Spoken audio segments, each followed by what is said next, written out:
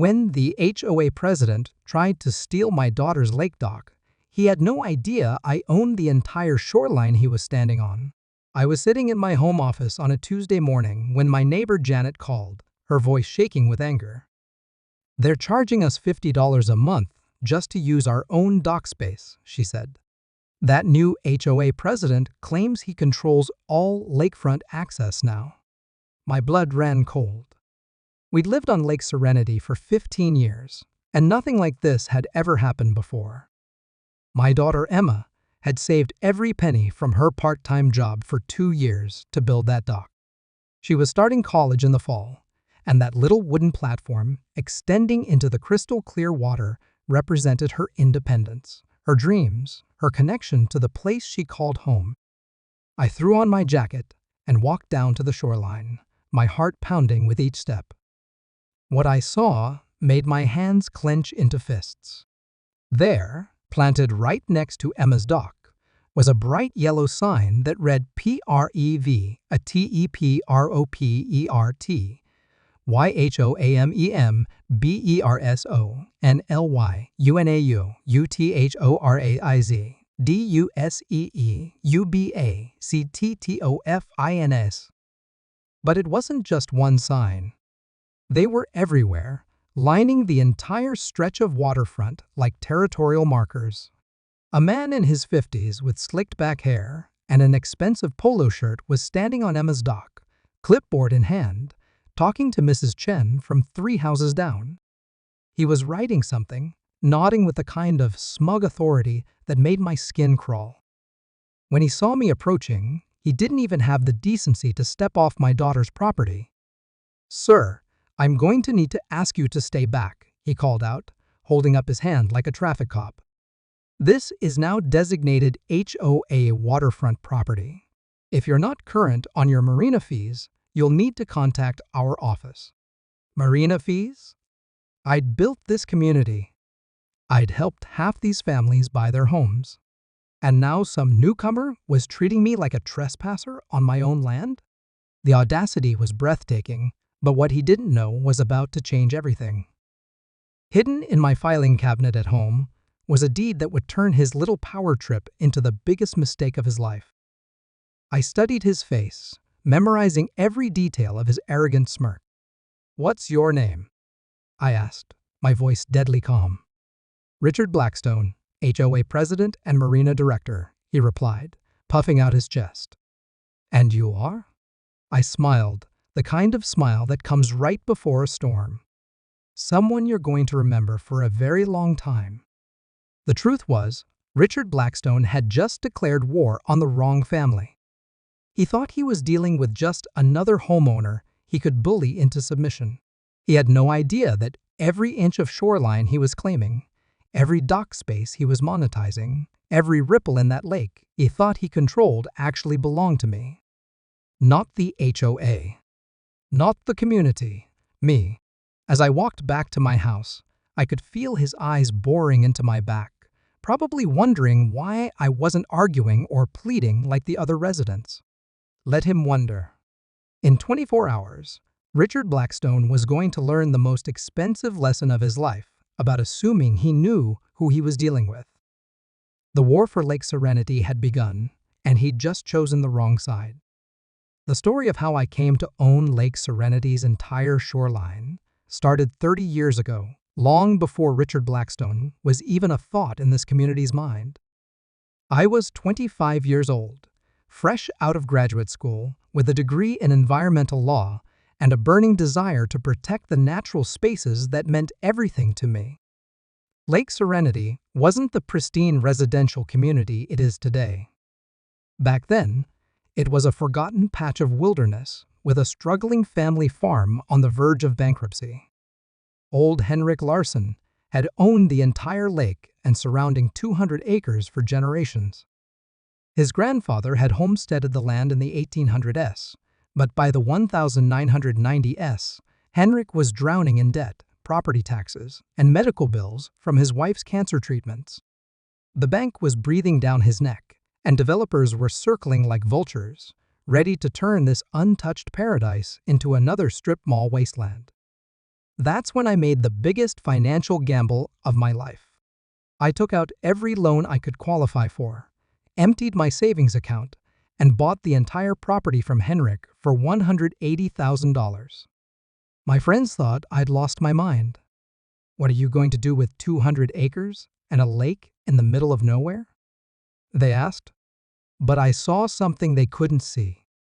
I saw potential. I saw a community where families could thrive while respecting the natural beauty that made this place special. The next 15 years were the hardest of my life. I subdivided the land carefully, selling waterfront lots to families who shared my vision of environmental stewardship. But here's the crucial part that I kept to myself. I retained ownership of the actual shoreline and all water access rights. Not because I was greedy, but because I'd seen too many beautiful lakes destroyed by unchecked development and corporate greed. Every deed I signed included the same clause: water access granted in perpetuity to lot owner, subject to reasonable community guidelines and environmental protection standards.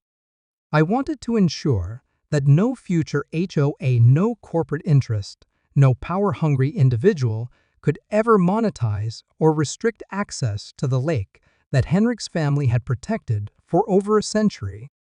Emma didn't know any of this when she started saving for her dock. She was just a determined 16-year-old who fell in love with this lake the moment we moved here.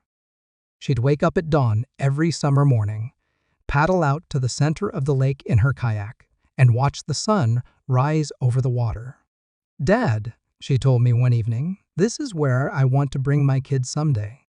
This is home." When she announced her plan to build a dock with her own money, my heart nearly burst with pride. She worked double shifts at the local ice cream shop, babysat for 3 families, and even started a small business selling hand-painted lake stones to tourists. For 2 solid years, every dollar she earned went into her dock fund mason jar. The day we built that dock together was one of the best days of my life. Emma had researched every environmental regulation, chosen sustainable materials, and designed the structure to minimize impact on the lake's ecosystem. As we hammered the final board into place, she looked at me with tears in her eyes. "Thank you for making this possible, Dad. Not just the dock, but this whole place. This whole life." That dock wasn't just wood and nails to Emma. It was proof that dreams could become reality through hard work and determination. It was her first real accomplishment, her sanctuary, her connection to something bigger than herself. When she left for college in 3 months, that dock would be her anchor to home, the place she'd return to during breaks and summers, the spot where she'd eventually bring the love of her life to watch sunsets. Now, Richard Blackstone wanted to steal it. Not just the dock, but everything it represented. He wanted to turn my daughter's dream into his profit center, to transform her sanctuary into just another revenue stream. The man had no idea he was messing with a father's love, a daughter's dreams, and 30 years of careful planning to protect this place from exactly the kind of exploitation he represented. But more than that, he was threatening the promise I'd made to Henrik Larsson on his deathbed 3 years ago. "You kept your word," the old man had whispered, his weathered hand gripping mine. "You protected our lake. You made it a place where families can flourish. Promise me you'll never let anyone destroy what we've built here." I'd given Henrik my word, and now it was time to honor it. The next morning, I walked into the HOA office with my original property deed tucked inside a manila folder. Richard Blackstone's temporary office was set up in what used to be the community center's storage room, complete with a folding table, 2 mismatched chairs, and a whiteboard covered in his grand plans for Lake Serenity Marina management. The man had been HOA president for exactly 6 weeks and was already redesigning 30 years of community harmony. "Mister," he said, looking up from his laptop without standing. The deliberate slight wasn't lost on me. "Davis, Tom Davis, we need to talk. If this is about the marina fees, Mr. Davis, I can save us both some time." The HOA board has voted unanimously to implement professional waterfront management. $50 per month is actually quite reasonable compared to other lakefront communities. I've done extensive research. I set the folder on his desk and took the empty chair without being invited. Your research missed something important. Richard barely glanced at the folder. Look, I understand change can be difficult, but the previous HOA leadership let things get out of hand. No oversight, no revenue generation, no professional management. Frankly, it's amazing there weren't accidents or liability issues. The previous leadership understood something you don't, which is, his tone was getting more condescending by the second. I opened the folder and slid the deed across the table. Read page 3, section 2A. Richard picked up the document with the kind of dismissive sigh people use when they're humoring a child. But as his eyes moved across the page, something shifted in his expression. The arrogance flickered. He read the section again, slower this time. This appears to be some kind of historical document, he said finally. But his voice had lost its confident edge. It's the original deed for this entire property. Recorded with the county in 1994. Notice the name at the bottom. His eyes found my signature, 30 years younger, but unmistakably mine. The paper trembled slightly in his hands. This doesn't. There must be some mistake. The HOA controls waterfront access. We have documentation. You have documentation for what the HOA board agreed to manage on behalf of the actual property owner. That's me, Richard. Every inch of shoreline, every water access point, every dock permit that's ever been issued here was done with my permission. Richard set the deed down like it was radioactive. Even if this is legitimate, it doesn't change anything. The community has established precedent. Adverse possession, easement rights. There are legal protections for communities that have operated under good faith assumptions for decades. I almost laughed. The man was scrambling, throwing around legal terms like confetti at a parade. You think I didn't anticipate that argument? Richard, I'm an environmental attorney. I helped write the legislation you're trying to cite. That landed like a physical blow. Richard's face went pale, and for the first time since I'd met him, he was speechless. Here's what's going to happen, I continued, my voice steady and calm. You're going to remove those signs by sunset today. You're going to refund every penny you've collected in marina fees. And you're going to issue a written apology to every resident for the confusion. Richard's shock was already transforming back into defiance. I could see it happening in real time, the way cornered animals suddenly become dangerous. You can't just waltz in here with some old piece of paper and expect to overturn a democratically elected board's decisions. This community has rights. I have rights.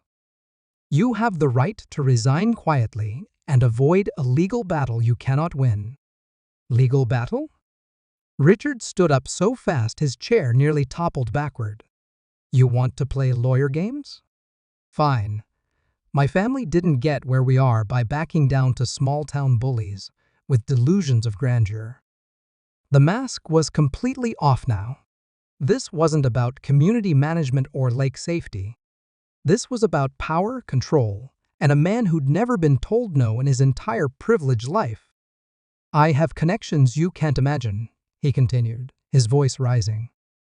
Real estate attorneys, environmental law specialists, judges who actually matter. You think your little environmental law degree from some state school is going to impress anyone who counts? I stood up slowly, gathering my deed. We'll see. By the time I'm done with you, Mr. Davis, you'll be lucky if you can afford a rowboat on a public pond. Those signs stay up. Those fees stay in place. And if you interfere with legitimate HOA business again, I'll have you arrested for harassment. I paused at the door and turned back. Richard, you just made the second biggest mistake of your life. What was the first? Thinking you could intimidate someone who's been waiting 30 years for a fight exactly like this one. Richard Blackstone's retaliation came swifter and more vicious than I'd anticipated. By Thursday morning, the lake looked like a militarized zone. Professional security guards in matching uniforms patrolled the waterfront, clipboards in hand, checking identification and demanding proof of marina fee compliance from anyone who approached their own docks. But it wasn't just the security that stunned me. Richard had somehow convinced half the neighborhood that I was the problem. My phone started ringing at 6 a.m. with angry calls from residents who'd been told I was trying to steal community property and destroy property values with frivolous lawsuits. "Tom, what the hell is going on?" demanded Mike Peterson, my neighbor of 12 years. Richard showed us documents proving the HOA has legal rights to the lake. He says you're trying to pull some kind of scam to extort money from the community. Documents? What documents? Mike, I literally sold you your lot. I was at your housewarming party. How could I be scamming the community I created? I don't know what to believe anymore. All I know is there are armed guards telling my kids they can't use their own dock, and Richard says it's because you started a legal dispute. That conversation was repeated 15 times over 3 days.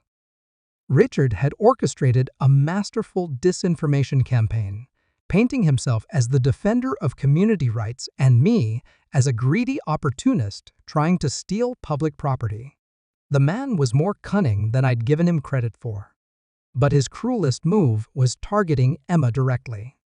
On Friday afternoon, she called me from college, sobbing so hard I could barely understand her words. "Dad, they padlocked my dock." There's a chain across the entrance, with a sign that says "Seized pending legal resolution." Mrs. Henderson called me and said Richard told everyone I built it illegally and that you've been lying about owning the property for years.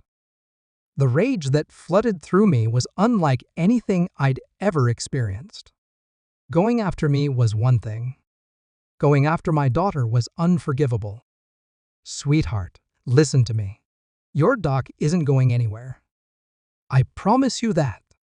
But what if he's right? What if we don't actually own what we thought we owned? What if I saved all that money and built my dock on someone else's property?" Hearing my confident, capable daughter reduced to tears by Richard's psychological warfare pushed me past my breaking point. "Emma, I need you to trust me. Can you do that?"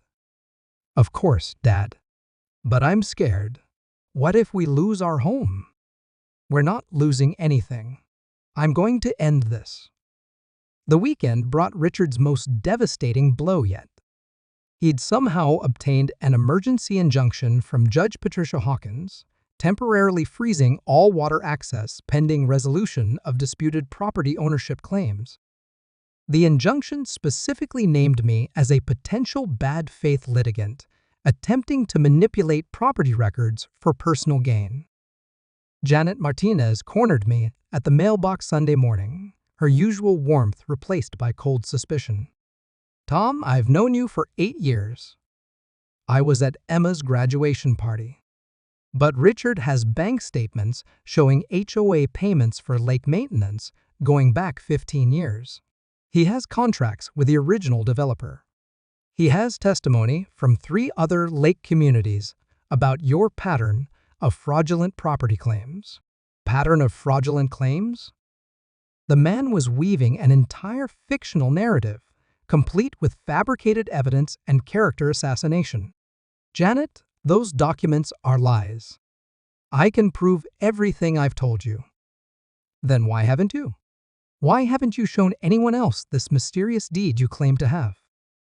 "Because I'd been trying to handle this quietly, professionally, without destroying community relationships. But Richard wasn't operating under any such constraints." The final straw came Monday evening. I was grilling dinner on my back deck when I heard voices from the direction of the lake. Through the trees, I could see Richard giving what appeared to be a guided tour to a group of men in expensive suits. He was gesturing toward Emma's dock, pointing at various houses, clearly in full sales pitch mode.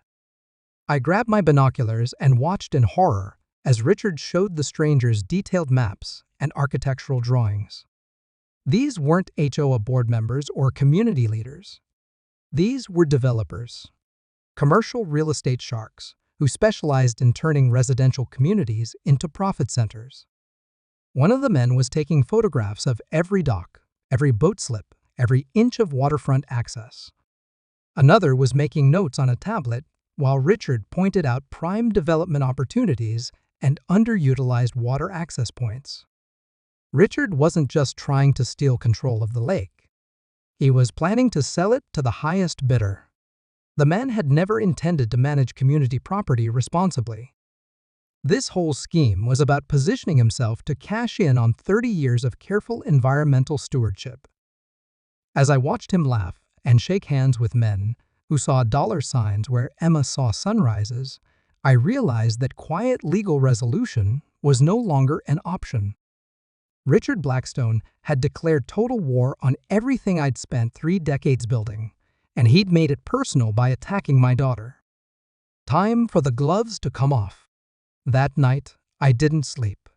Instead, I spent 12 hours in my home office, assembling 30 years of documentation that would expose Richard Blackstone for exactly what he was. By dawn, my dining room table looked like a law library had exploded across it. Property deeds, surveyor reports, tax records, environmental impact studies, water rights documentation, and correspondence with every government agency that had ever regulated development around Lake Serenity. But documents alone wouldn't be enough. Richard had proven himself a master manipulator who could spin any evidence to fit his narrative. I needed allies, witnesses, and irrefutable proof that even his silver tongue couldn't explain away. My first call was to Henrik Larsson's grandson, Marcus, who'd inherited the old family photos and historical records when Henrik passed. Marcus, I need everything you have about your grandfather's original land ownership. Photos, documents, anything that proves the lake's history before I bought the property. Uncle Tom, what's going on? Mom said there's some trouble with the lake. I explained the situation while Marcus rummaged through his grandfather's archives. What he found was pure gold. Photographs from the 1940s showing Henrik's grandfather standing beside a hand-painted sign that read Larsson Family Lake Private Property. Tax records from 1952 listing Lake Serenity and surrounding watershed as part of the homestead property. Most importantly, a 1987 letter from the County Planning Commission to Henrik, specifically acknowledging his family's generational ownership of the lake and all associated water rights. My second call was to Susan Walsh, the surveyor who'd helped me subdivide the original property in 1995. Susan, I need you to pull every survey you did for the Lake Serenity development. And I need you to be prepared to testify about what those surveys actually showed. Tom, I still have the original survey stakes on that property. Richard Blackstone called me 3 weeks ago trying to get me to modify the historical records. Offered me $5,000 to correct some mapping errors that would transfer Shoreline ownership to the HOA. The pieces were falling into place. Richard hadn't just been collecting marina fees and planning development deals. He'd been actively attempting to falsify property records and bribe officials to support his land grab. My third call was to Detective Ray Morrison with the County Sheriff's Department. Ray and I had worked together on several environmental protection cases over the years, and he owed me a favor after I'd helped his department prosecute an illegal dumping ring near the state forest. Ray, I need you to look into a man named Richard Blackstone. He's been attempting to bribe a surveyor and may be involved in fraudulent property claims. What kind of fraudulent claims? I explained the situation while Ray took notes. Tom, if what you're telling me is accurate, this goes way beyond HOA disputes. We're talking about potential conspiracy to commit fraud, extortion, and falsification of government documents. but I'm going to need rock-solid evidence. I'll have it for you by tomorrow. My fourth call was to the one person I'd been avoiding, my old law school roommate, Elizabeth Chen, who now served as a federal judge for the District Court of Appeals. Elizabeth had always told me to call if I ever needed legal advice, but I'd never wanted to impose on our friendship. Today was different. Tom Davis. It's been what, 5 years since we've talked? Please tell me this isn't a social call at 7 a.m. Liz, I need help. There's a situation that involves potential federal environmental law violations.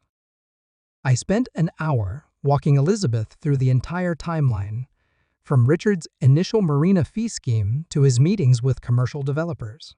Her questions were sharp, precise, and increasingly concerned. Tom, if he's attempting to commercialize protected waterfront property without environmental impact studies, we're looking at potential violations of the Clean Water Act, the Environmental Protection Act, and possibly RICO if he's running an organized scheme to defraud multiple property owners. Can you help me? I can't represent you directly because of my position, but I can connect you with someone who specializes in this exact type of case. And Tom? If everything you've told me is accurate, Mr. Blackstone is about to have a very bad week. By Tuesday evening, I had assembled a legal dream team that would make Richard's connections look like amateur hour. Environmental attorney Sarah Martinez, property rights specialist James Wu, and criminal fraud investigator Patricia Santos. Each one came armed with decades of experience and a personal hatred for people who exploited communities for profit. But my secret weapon wasn't any of the lawyers. It was Emma herself. She'd driven home from college that afternoon, her jaw set with the same determination I'd seen when she decided to build her dock. Dad, I want to be there when you destroy this man. He made me cry. He made me doubt myself. He tried to steal my dreams. I want to look him in the eye when he realizes he picked the wrong family to mess with. Richard Blackstone had no idea what was coming for him. The emergency HOA meeting was scheduled for Thursday night at 7 p.m. in the community center's main hall. Richard had called it himself, confident that he'd finally assembled enough fabricated evidence and community support to permanently banish me from his lake. The man had spent the entire week preparing his presentation, complete with PowerPoint slides, legal documents, and what he promised would be definitive proof of Tom Davis's fraudulent claims. I arrived early with Emma, Sarah Martinez, and a banker's box full of documentation that would change Richard's life forever. The hall was packed beyond capacity, with residents spilling out into the hallway and others watching through windows. The tension was electric. Half the community still believed Richard's lies about me being a con artist. The other half sensed that something bigger was happening, but couldn't put their fingers on what. Richard stood at the front podium like a politician at a campaign rally, his expensive suit perfectly pressed, his smile radiating confidence. Behind him, a projection screen displayed the title Protecting Our Community, the truth about Lake Serenity property rights. Ladies and gentlemen, thank you for coming tonight. What we're dealing with is unfortunately not uncommon in established communities like ours. Opportunistic individuals who attempt to exploit gaps in historical record-keeping to make fraudulent property claims. Emma squeezed my hand as Richard launched into his carefully rehearsed character assassination. He presented bank statements showing HOA maintenance payments, contracts with landscaping companies, even testimony from residents about their understanding of community ownership. It was a masterpiece of manufactured evidence and psychological manipulation. Mr. Davis claims to own property that has been community managed for decades. But I've discovered something disturbing about Mr. Davis's background that explains his current behavior.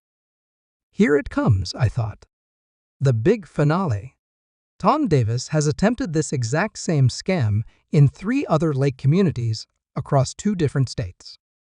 He targets established neighborhoods, fabricates historical documents, and attempts to extort money from residents through frivolous lawsuits. The gasps and angry murmurs from the crowd were exactly what Richard had orchestrated. Several residents turned to stare at me with open disgust. I could see Janet Martinez shaking her head, disappointment written across her face. Mike Peterson looked like he wanted to throw something.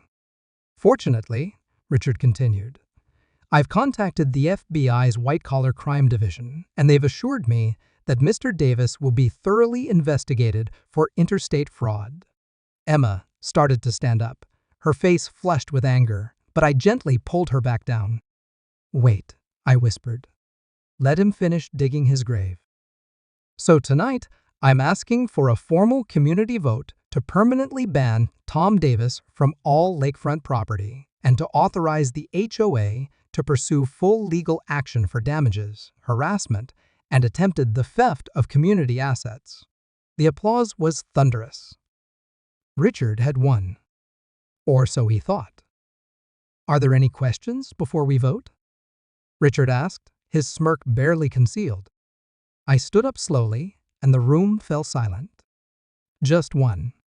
Mr. Davis, you've already wasted enough of this community's time with your... Richard, could you please tell everyone exactly when the FBI contacted you about my alleged pattern of fraud? His confident expression flickered. Yesterday. They called yesterday. That's interesting. Because I spoke with Agent Jennifer Walsh of the FBI's white-collar crime division about an hour ago. She's never heard of you. But she was very interested to learn about someone impersonating federal agents to intimidate community members. The color drained from Richard's face. There must have been some miscommunication. There's been a lot of miscommunication, Richard. Like when you told the surveyor, Susan Walsh, that you were authorized to modify property records. Susan, would you mind standing up and sharing what Richard offered you?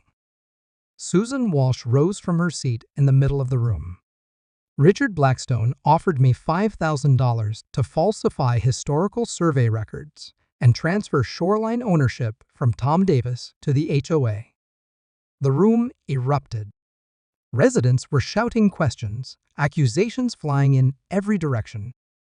Richard was frantically shuffling papers, sweat beading on his forehead. Order, order, he shouted, pounding a gavel. This is clearly a coordinated attack. Sarah? I called to my attorney, who stood up with a legal document in her hand. Ladies and gentlemen, my name is Sarah Martinez, and I'm an environmental attorney. This is a federal cease and desist order issued this afternoon, prohibiting Richard Blackstone from conducting any further business involving Lake Serenity waterfront property. Emma couldn't contain herself any longer. She stood up, her voice cutting through the chaos like a blade. Richard Blackstone padlocked my dock. A dock I built with my own money on my family's own property. He made me cry. He made me doubt my father. And he did it all to steal something that never belonged to him. I walked to the front of the room, opened my banker's box, and pulled out the original 1994 deed. This is the original property deed for all 200 acres surrounding Lake Serenity, including every inch of shoreline and all water access rights. It's signed by Henrik Larsson, witnessed by a notary, and filed with the county recorder's office. I held the document high enough for everyone to see. Richard, you want to know about patterns of behavior? For 30 years, I've sold property to families who wanted to be part of a community that respected this lake. For 30 years, I've maintained water access rights, not to control people, but to protect this place from exactly what you've been planning. I nodded to Detective Morrison, who'd been standing quietly by the back door. Detective Morrison has been investigating your meetings with commercial developers. The same developers who specialize in turning residential lakefronts into high-density commercial properties. Richard's world was collapsing in real time. This is a conspiracy. You can't just... Richard Blackstone, Detective Morrison's voice boomed across the room. You're under arrest for attempted bribery, falsification of government documents, and conspiracy to commit fraud." The next morning, I expected peace. Richard was sitting in county jail with a $50,000 bond he couldn't make, his fake empire crumbling around him. The community was buzzing with apologies and embarrassment. Emma's dock was finally unlocked, and she was already planning a sunrise kayak trip to reclaim her sanctuary. But Richard Blackstone wasn't done fighting. His wife, Patricia, showed up at my front door at 8 a.m. with a manila envelope and a smile that could freeze hell. She was everything Richard pretended to be: old money, real connections, and the kind of ruthless intelligence that built family fortunes. "Mr. Davis, I believe we need to discuss my husband's unfortunate situation." I should have slammed the door. Instead, curiosity got the better of me. "Mrs. Blackstone, your husband is facing federal charges. There's nothing to discuss." "Oh, but there is." She opened the envelope and pulled out a legal document that made my blood run cold. "This is a federal environmental protection order, filed this morning with the EPA. It alleges that your property development around Lake Serenity violated the Clean Water Act and destroyed protected wetland habitats." The document was thick, official, and signed by people whose names I recognized: real federal agents, real environmental lawyers, real judges who could shut down my entire property and force every resident to relocate while the government conducted a multi-year environmental remediation. This is insane. I followed every environmental regulation. I worked with the EPA on the original development plan. I'm sure you did, Mr. Davis. In 1994, but environmental standards have changed dramatically in 30 years. And, unfortunately, recent satellite imagery suggests that current development around the lake may not meet modern protection requirements. She was lying. She had to be. But the signatures on that document were real, and the legal letterhead was genuine. Somehow, in less than 12 hours, Patricia Blackstone had weaponized the federal environmental protection system against me. What do you want? My husband made mistakes. He got overzealous about community management and may have bent some rules. But he doesn't deserve to go to prison over a neighborhood dispute. Your husband tried to steal community property and sell it to developers. My husband tried to protect property values in a community he cares about. Everything else is just misunderstanding and miscommunication. The woman was rewriting history in real time, just like Richard had. But unlike Richard, she had the resources and connections to make her version stick. Here's what's going to happen, Mr. Davis. You're going to drop all charges against my husband. You're going to issue a public statement admitting that this was all a misunderstanding. And you're going to work with Richard to establish a reasonable community management structure for the lake. And if I refuse? Patricia smiled that terrifying smile again. Then the EPA will discover that Lake Serenity requires immediate environmental remediation. Every family in this community will lose their homes. Property values will become worthless. And you'll spend the rest of your life in federal court trying to prove that you didn't knowingly violate environmental protection laws. This was blackmail, pure and simple. But it was blackmail backed by real power, real connections, and real consequences that would destroy innocent families. I was about to respond when Emma appeared in the doorway behind me. She had heard everything. "Mrs. Blackstone," Emma said, her voice steady as steel, "I'm Emma Davis. Your husband padlocked my dock and made me cry. He tried to steal something I built with my own hands. And now you're here threatening my father and every family in our community." Patricia's expression shifted slightly. She hadn't expected to face the daughter she'd helped victimize. "Sweetheart, this is adult business. I'm 18 years old. I'm an adult. And I have something you need to see." Emma pulled out her phone and played a video recording. It was Richard's voice, crystal clear, from his meeting with the developers 2 weeks earlier. The environmental protections are just paperwork, gentlemen. Once I control the shoreline, we can file for commercial development exemptions. Lake communities are gold mines if you know how to work the system. Patricia's face went white. How did you? I've been recording everything since your husband first threatened my family. Every conversation, every threat, every illegal offer he made to community members. Emma scrolled through her phone, revealing dozens of audio files and video recordings. Including this conversation with you, Mrs. Blackstone. The one where you just admitted to filing false federal charges to extort my father? The power dynamic had just shifted completely. Patricia Blackstone, for all her connections and resources, had just been outmaneuvered by an 18-year-old college freshman with a smartphone and the courage to protect her family. Now, Emma continued, you're going to withdraw that fake EPA complaint. You're going to pay for your husband's crimes. And you're going to leave our community alone. Patricia stared at Emma with something between rage and grudging respect. You have no idea who you're dealing with, little girl. Neither did you, Mrs. Blackstone. Neither did you. 6 months later, I'm sitting on Emma's dock, watching the sun rise over Lake Serenity, and the view has never been more beautiful. The water is crystal clear, reflecting the autumn colors of the maple trees Emma and I planted along the shoreline 15 years ago. There are no security guards, no yellow signs, no marina fees.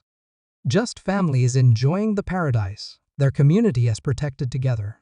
Richard Blackstone pleaded guilty to 5 federal charges and received 3 years in federal prison plus restitution payments to every family he'd defrauded.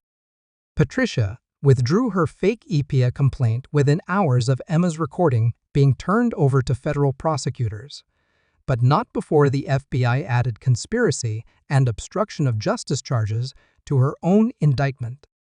The Blackstone family's legal bills alone bankrupted their attempt to buy influence in our community. But the real victory wasn't sending the Blackstones to prison. It was watching Emma find her strength. That 18-year-old college freshman, who'd been reduced to tears by Richard's bullying, had transformed into a fierce protector of everything she loved. She'd learned that sometimes the people who seem most powerful are actually the most vulnerable because their power depends on others being too afraid or intimidated to fight back. Dad, Emma had said the morning Patricia left our community forever, I used to think courage meant not being scared. But watching you stand up to Richard, even when the whole neighborhood turned against you, taught me something different. Courage means being terrified and doing what's right anyway. The Lake Serenity community emerged stronger too.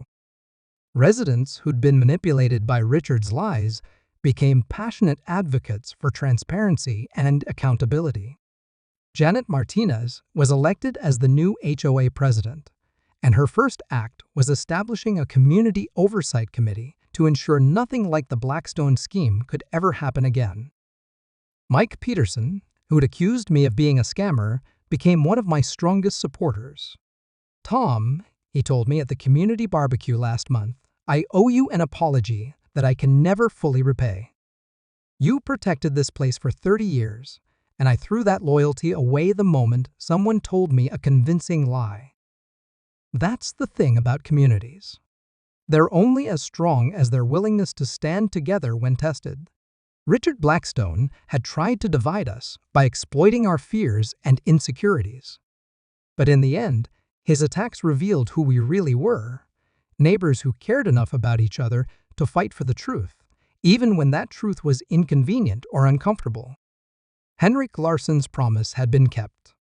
The lake he'd entrusted to me was safe from exploitation and would remain a sanctuary for families who understood that some things are more valuable than money. But perhaps the most important lesson came from watching Emma navigate her first real encounter with injustice.